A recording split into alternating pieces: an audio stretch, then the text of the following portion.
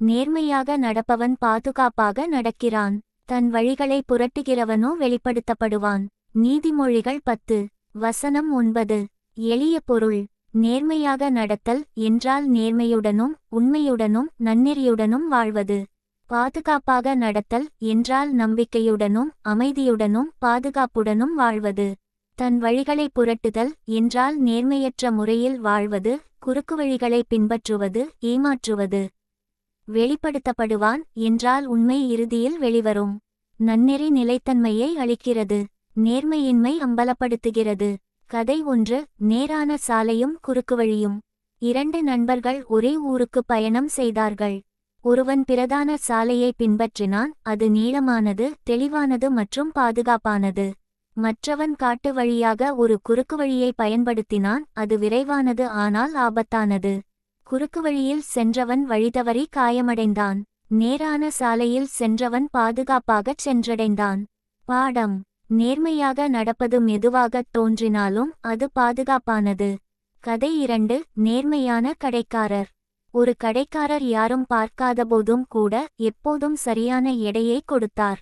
வாடிக்கையாளர்கள் அவரை ஆழமாக நம்பினார்கள். மற்றொரு கடைக்காரர் தினமும் சிறிதளவு ஏமாற்றினார். ஆரம்பத்தில் அவர் அதிக பணம் சம்பாதித்தார். ஒரு நாள் அவருடைய ஏமாற்று வேலை அம்பலமானது, வாடிக்கையாளர்கள் வருவதை நிறுத்திவிட்டனர். பாடம். நேர்மை நீடித்த நம்பிக்கையை உருவாக்குகிறது, நேர்மையின்மை இறுதியில் அதை அழித்துவிடுகிறது. கதை 3. தேர்வுத்தாள்.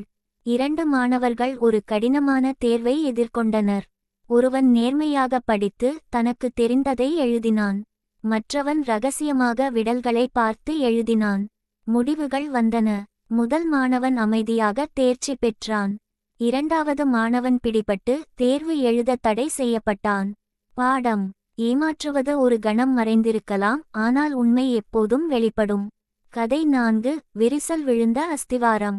ஒரு கட்டிடக் கலைஞர் உறுதியான பொருட்களை பயன்படுத்தி விதிகளை பின்பற்றினார். அவருடைய கட்டிடங்கள் பல தசாப்தங்களாக உறுதியாக நின்றன. மற்றொரு கட்டிடக் கலைஞர் மலிவான பொருட்களை பயன்படுத்தி ஆய்வாளர்களுக்கு லஞ்சம் கொடுத்தார். அவருடைய கட்டிடம் இடிந்து விழுந்தது, அவருடைய மோசடியை அம்பலப்படுத்தியது. பாடம். ஒரு கோணலான அஸ்திவாரம் நீண்ட காலம் தாங்காது. முக்கிய செய்திகள் நினைவில் கொள்ள எளிதானவை. சரியான வாழ்க்கை உள் அமைதியை கொண்டுவருகிறது. உண்மை நம்பிக்கையை அளிக்கிறது. தவறு இறுதியில் தன்னைத்தானே வெளிப்படுத்துகிறது. குணம் காலப்போக்கில் வெளிப்படும். ஒரே வரியில் சாராம்சம். நன்னெறி சோதிக்கப்படலாம், ஆனால் நேர்மையின்மை அம்பலப்படுத்தப்படும்.